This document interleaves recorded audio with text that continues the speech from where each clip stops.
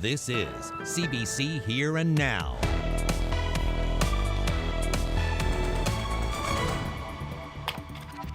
People want to go to a cabin in the woods, on a pond, go swimming in a pond, or just be social distanced on their own in a cabin. No one knows when non-essential travel will be encouraged in the province or how staycations will look, but stay-at-home vacation bookings are already on the rise. Well, the doors have been open at make-your-own-wine stores since the start of the pandemic. Now, all of a sudden, the NLC wants to stop about 60% of their business. Good evening, I'm Carolyn Stokes.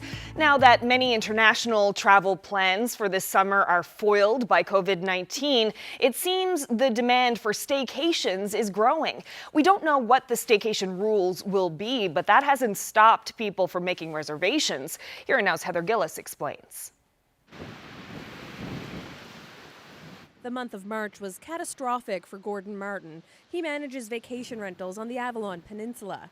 When the coronavirus pandemic hit, Martin had 78 reservations on the books, most canceled. I basically was watching my business disappear. But bookings are now increasing for this summer as locals start to plan staycations. During April, he received 7 reservations for his cabin on Salmon Ear Line for this spring. So far in May, there are 16 more bookings. It's now booked up until September. So I've been out on the hunt for more cabins. People want to go to a cabin in the woods, on a pond, go swimming in a pond, or just be social distanced on their own in a cabin. Bucking the trend, Martin has even hired back his staff. Another person seeing the demand build for staycations is Lori King. She isn't involved in the tourism industry, but she started a Facebook page called Staycations NL when she was looking for local recommendations for this summer. It has more than 5,000 followers in just 2 weeks. Yeah, so this year we did get some good ideas from that page. Lumsden is definitely on my list. I did not know that they had beaches that look like Florida. While the province is supportive of staycations, they're also discouraging non-essential travel right now, leaving those who want a staycation and tourism operators with little clarity or guidelines to abide by. And yesterday, health officials said they're still trying to figure out the staycation rules. So those are discussions that we are having in the public health team at this time, and as soon as we have that evaluation, I guess we will be letting people know. You know, those operators, some of them may be able to open in a very safe manner. We hope they can. Heather Gillis, CBC News, St. John's. Well, speaking of summer and vacations, for parents wondering about who will keep their children entertained, some good news. Summer camps will be permitted to open in the next phase as soon as June 8th. We're certainly engaging with municipalities and other groups that are doing summer camps to discuss how they can do that safely within keeping the public health measures in mind, and you know, with screening measures as well with regard to symptom checks and things like that. You know, these are all things that we have to put in place to ensure that people are able to return to work and that children can be cared for in a safe environment while their parents do that.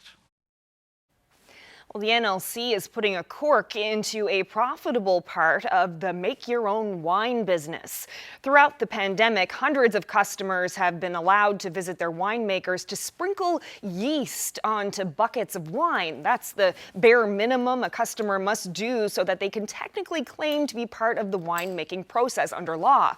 But now the NLC has decided to stop that because of physical distancing concerns.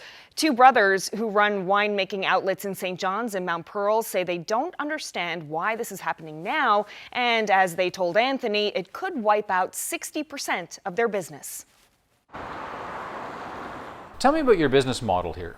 Okay, so what we do, we sell wine kits for making wine at home, and we offer service that people can come into the store and buy the wine kit, and we'll make the wine for them on our premises. Okay, now I understand one kit makes about 30 bottles. What's the customer participation? Because they're supposed to have something to do with this, right? That's correct, yes. Legislation says that customer has to sprinkle the yeast on top of the wine when we mix it, and also that they had to be present at bottling time to take it from the premises. And so what has changed during the pandemic? Because you got some news from the NLC? Yeah, so around May the 5th, we were approached by the NLC, and they told us we were no longer able to do this because of regulations. So, like Ken said, the regulations require the customer to come in and spread yeast on the bucket of juice, and to come back at bottling time of the bottle. And because of the medical emergency, and our stores are not deemed essential, customers weren't allowed in our stores. So they said, that being the case, we weren't allowed to offer the service anymore. Right, but you offered a solution, right? Yes, we did actually. We said that we could very safely take the juice, mix it, take it to the curb, let the customer participate by sprinkling the yeast, and then we would bring it back in. The government has already amended the legislation temporarily, so we are allowed to bottle wine for our customers. So it would be basically zero contact. We would take care of everything. Right, so if you can provide social distancing and you're not deemed essential, but how is a Chinese takeout place or a Tim Hortons, they all operate safely? So Well, exactly, yeah. As far as we're concerned, we maybe operate more safely than a lot of businesses that are permitted to open right now. We can do this so there is no contact whatsoever with our customers. if you're forced to shut down, obviously a few workers are going to lose their jobs, presumably. Yeah. Yeah, so we've already had layoffs. We've had several layoffs already, and we're the past couple of weeks during the medical emergency, we have been able to stay open because of operating our ferment on premise. But now that we're closed, we're already looking at having to lay off people over the next week or so.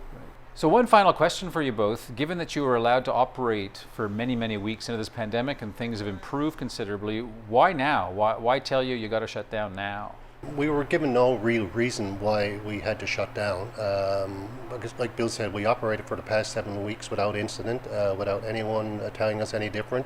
We assumed we were operating safely by doing curbside service. And also, every other province in Atlantic Canada is allowed to do this without being stopped. Actually, I think it's PEI is one of the provinces that actually amended their legislation so that these stores could continue to operate. All right, well, we'll see what happens. Gentlemen, thank you both for your time. Thank you. Thank you. Thank you. Appreciate it. Well, the NLC says it did make some changes since the pandemic to allow ferment on premises companies to bottle wine for customers, but the changes do not apply to any new customers. It says changes to the liquor licensing regulations were made to allow companies to bottle wine or beer for orders that were already in process on behalf of customers to clear inventory that was in process and reduce the risk of spoilage for customers. But it says these amendments do not allow ferment on premises operators to start or perform any other tasks on behalf of customers. Under the current public health emergency, no customers are allowed inside the stores. A lawsuit challenging the province's travel ban, one that could have national significance, has now been filed in the province's Supreme Court. Lawyers for Kim Taylor and the Canadian Civil Liberties Association filed the lawsuit at court in downtown St. John's late this afternoon. It claims the travel ban and amendments in Bill 38 violate the Canadian Charter of Rights and Freedoms. Now, Taylor is a Newfoundland woman currently living in Nova Scotia. Her mother died earlier this month, and she was denied permission to come here. She since has been given an exemption. Her lawyer, John Drover, says this lawsuit is about making sure the travel ban doesn't unfairly affect anyone else. And he's pushing the court for a hearing soon on an urgent basis. It's really about the damage that was done when she wasn't permitted to come here in the first place. And so, yeah, sure, she can come home now and visit with her dad and her sister. They had a plan. The funeral director was going to hold her mother's body for the isolation period, and they'd be able to have just the three of them, a small burial service. So when she couldn't come home and she couldn't get that exemption, she couldn't even get an answer within 3.5 days. It was too late by then. So this is not about whether my client can come to Newfoundland. Yes, she can come to Newfoundland now. This is about whether anybody in Canada can freely move within Canada. It's our basic right to do so, and we ought to be able to do it. Well, another day with no new cases. That makes lucky 13 days in a row. With more people recovered from COVID-19, there are just 4 people with the disease in the province. With 3 of those patients in the hospital, it means 75% of the COVID-19 cases are hospitalized. But the challenges aren't over. When it comes to enough personal protective equipment, there is still a struggle. Here now's Peter Cowan joins us live from the newsroom. So Peter, why is protective equipment still in such demand? It's a combination of issues, Carolyn. On the one hand, we're using more of it, even when health officials aren't actually treating patients directly. They're using it for other things, for example, like testing. And the other challenge is that it's not been coming in as fast as people have been using it. And the health minister says that there have been a couple key areas where they've had shortages. Gowns are the biggest drawdown in the sense of their use hasn't increased, but their supply has decreased. We have had some reusable gowns delivered at the weekend. I think we had 30,000, which will certainly go some way to improve that. So it's not just about supply, it's also about cost. In fact, Health Minister John Haggie said that they're paying 5 to 7 times more for each individual mask and gown than they would normally because it's in such demand across the country. Who's picking up that tab? Well, the Premier hopes Ottawa might. We are tracking those expenses across all departments within government and having discussions with the federal government and the interest on them in actually picking up some of the expenses strictly related to the pandemic within our province. We know that even as we move into the future, delivering healthcare, as the minister has said, it will even become more expensive just to do elective surgeries in the future. Now, on those elective surgeries, the health minister said today that he's been talking to the health authorities and they've assured him that they will be able to continue to do those surgeries even with a shortage of PPE. Carolyn? Peter, that's here now's Peter Cowan reporting live. The minister responsible for the status of women says the province is introducing a new centralized phone line for domestic violence. Carol-Ann Haley has not been vocal during the COVID-19 pandemic. That's despite women's groups expressing concern over domestic violence during this time. The education minister and seniors advocate have joined in on the daily COVID-19 briefings, but Haley says she doesn't need to be front and center to address women's issues. I don't think the public needs to see a different minister every day. That's not what this is all about, really. I think that people need to have the information and see and feel the impacts of the work that is being done. And I know Premier Ball has spoken several times during the media availability, particularly about domestic violence. An RNC constable who is awaiting a retrial for a sexual assault charge will not have his salary reinstated. Constable Doug Snellgrove has been suspended without pay for almost 5 years, and his court application to resume his regular pay has been denied. Here now's Megan McCabe explains. Judge Robert Stack didn't give Constable Doug Snellgrove the decision he was looking for, but Stack did accept part of the officer's argument. Snellgrove asked the Newfoundland and Labrador Supreme Court to determine that RNC chiefs Bill Janes and Joe Boland were wrong to suspend him without pay. His argument was that the decision was punitive, coming before either a court of law or a public complaint process found he did anything wrong. Snellgrove is accused of sexually assaulting a young woman in 2014 when she was intoxicated and he was in uniform. After an acquittal, a successful appeal by the Crown, and an unsuccessful appeal of that decision by Snellgrove, he's waiting for a retrial. So the issue is not over, nearly 5 years of unpaid suspension later. In his May 15th decision, Stack found that former RNC Chief Bill Janes was unreasonable in suspending Snellgrove without pay, but current Chief Joe Boland, who replaced Janes, was not, based on the reasons each chief used. Stack says Janes determined Snellgrove had done something wrong before the process was completed, whereas Boland did not. So Snellgrove remains suspended without pay, and his jury trial will be scheduled as the court works through COVID-19 measures. Megan McCabe, CBC News, St. John's.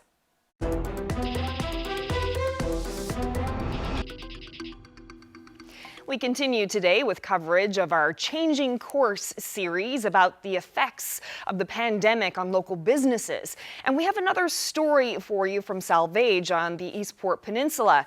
Anthony spoke with the owner of the Ocean Breeze Pub about his concerns about operating this summer. So Rocky, tell me about this place. How did you come to open this? Well, 14 years ago, I came into Salvage, my first trip to Newfoundland, and this was the very first place I came in and had a cold beer. And it was remarkable then, and it was a dream of mine to buy it.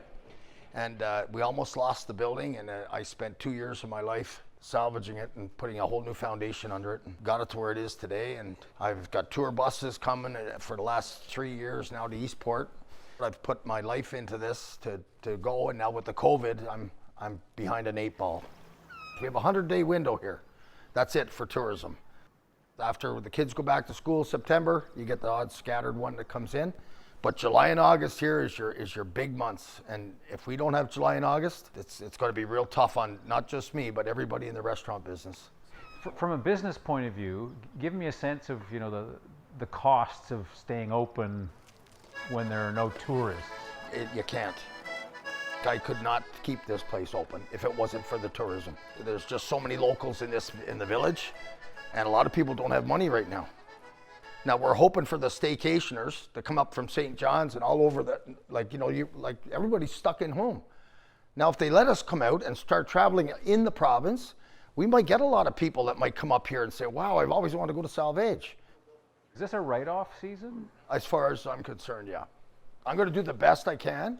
I'm going to be a minimum staff. I mean, I got my girlfriend with me, my better half, and myself. And I mean, there's no salaries there. So as long as we keep that down, I got my overhead, which is the heat and the hydro. I mean, I could keep this place going if I do what I'm doing. But if I have to hire people, I can't do it. We're planning on opening as soon as the government lets us. We plan on opening and have a cold beer on a hot day with the 6-foot rule. I'm going to take you outside and show you the patio. The closest place to heaven I will ever get, Bishop's Harbor, Salvage, Newfoundland. People are coming from all over the world. Last year was 750 people signed the book. What a view. I'm only licensed for 70 people out here. And now with the COVID, I'll only be licensed probably for 35 if they cut me back to half. But at least still, people could still come out. We got to let the government and the Board of Health or whatever, tell us exactly what we're allowed to do and take one day at a time. This is going to be a bad year. I mean, I'll weather the storm. I'm prepared to weather the storm. I don't care how long it takes. I'm going to be here as long as I get my health and my happiness, and this is my happiness right here. You can't get anything nicer. And now the sun came out. Anthony, look what you brought for us. What a beautiful day. Well, Rocky, I really appreciate your time, and well, thank you very much for coming. And good luck. Thank you very much. It's really starting to feel like spring out there across the province. We're in for a little bit of a cool down for the beginning of the weekend, and then as we head into next week, a nice warm up on the way, certainly feeling like spring. I'll have all the details coming up.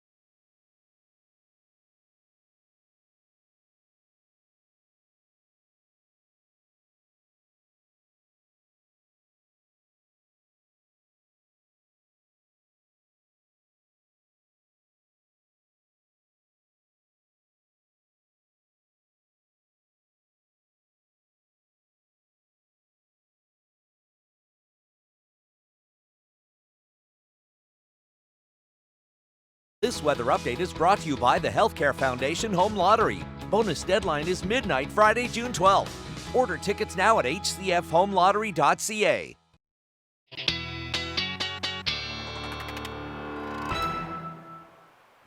What a beautiful evening out here in the gut in Kitty Vitty.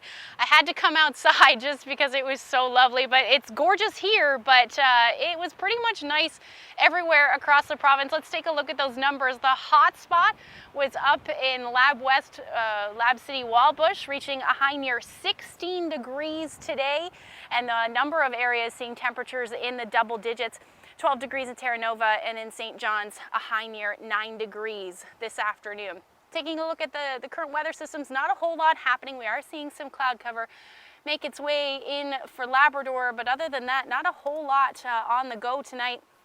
We do have some of that warmer air, as you can see the green as I add those temperature contours there, starting to sink a little bit further south, and with those bringing those double digits right along with it. Now they're kind of an elusive thing this time of year, certainly for Newfoundland, Labrador. As of May 20th, so as of today, including today, 4 times we've reached the double digits this spring in St. John's. Corner Brook, you're the winner at 13 times, and then a close second is Happy Valley Goose Bay at 11. But we are going to add to these, which is the good news. If we take a look at these temperatures, there's that warm air up through Labrador. It's going to sink a little bit further south as we head through the day tomorrow, even hanging on to it for Friday for areas in eastern Newfoundland. Some of that blue returning. Those are colder temperatures. Not going to stick around for long though. Take a look at what happens as we head into the beginning of the week, into the middle of next week. Some well above seasonal temperatures hopefully will move in, and we could actually see the first time somewhere in the province of reaching that 20-degree mark. So certainly something to look forward to. But as we head through the night tonight, the winds have picked up through the day, and they're going to stay quite breezy as we head through the overnight tonight. The chance of some showers for Labrador and maybe western areas of the island, but otherwise those winds again generally southwesterly, westerly, somewhere between 30 to as much as 50 kilometers per hour. Towards the morning hours, we'll see the potential for some showers in the east. And then that's generally going to continue for the first half of the day anyway, with some cloud cover, but by the afternoon, plenty of sunshine in play. Those winds generally westerly, somewhere between 40 to 60 kilometers per hour, so it will be breezy through the day, but overall pretty gorgeous. You'll see some of the northern areas in Labrador will start to see some flurries move in, and that's along with some of that colder air, and then showers into the early morning hours on Friday. Here's where we'll be sitting temperature-wise. Absolutely gorgeous tomorrow, somewhere between 15 to as much as 18 degrees through central, again with that potential for showers in the morning, and then plenty of sunshine through the afternoon. Up through Labrador, you're going to hang on to those double digits as well. 15 degrees it looks like for Happy Valley Goose Bay, and then Nain reaching a high near 7, but that potential for flurries late day. Now that colder air will move a little bit further south on Friday, so temperatures will dip back down to the single digits. Going to hang on to the double digits for central and areas in eastern Newfoundland, but again, looks like a generally gray day with the potential for some showers. Now the good news is we are going to hang on to these double digits and then warm as we head into Monday. It looks like plenty of sunshine for now, 15 degrees by Monday for areas in the east. For central and western Newfoundland, you're flirting with the 20-degree mark by then, and then up through Labrador. After the cool down on Friday, back up to those double digits. And I put that 20 degrees in there for you for eastern Labrador, so hopefully that happens.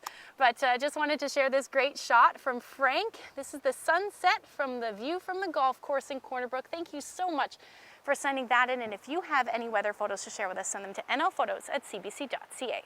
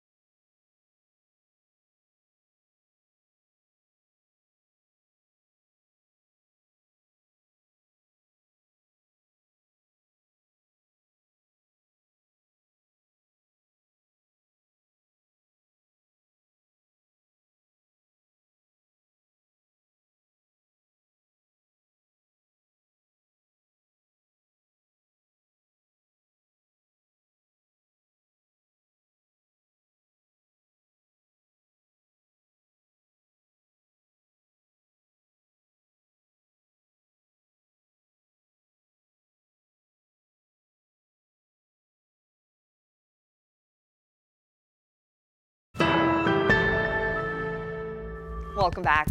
Conception Bay South is eliminating some fees as a way to help homeowners during the pandemic. For the rest of the year, the town is waiving the cost of a permit for general repairs or to build a deck, fence, or accessory building. But people still have to apply for permission. Council says with that cost gone, people may be more inclined to do home renovations, which in turn would help support local businesses. Well, we've shown you a lot of videos of close encounters with moose before, but it doesn't get much closer than this. Just have a look. Ashley Walsh was out for a hike with her dog Hazel when this curious moose decided to get a closer look. Hello. You can hear Ashley there whispering hello to the young moose as he gets closer and closer. And comes right up for a sniff. Wildlife officials, of course, would warn about getting dangerously close to moose, that they can be unpredictable and easily frightened. But this calm encounter ends peacefully. Ashley wrote on Facebook that she has seen her fair share of moose on hikes before, but this was by far the coolest experience yet. Well, that's it for Here and Now tonight. Thanks so much for spending part of your evening with us. Coming up next is Power in Politics. Good night.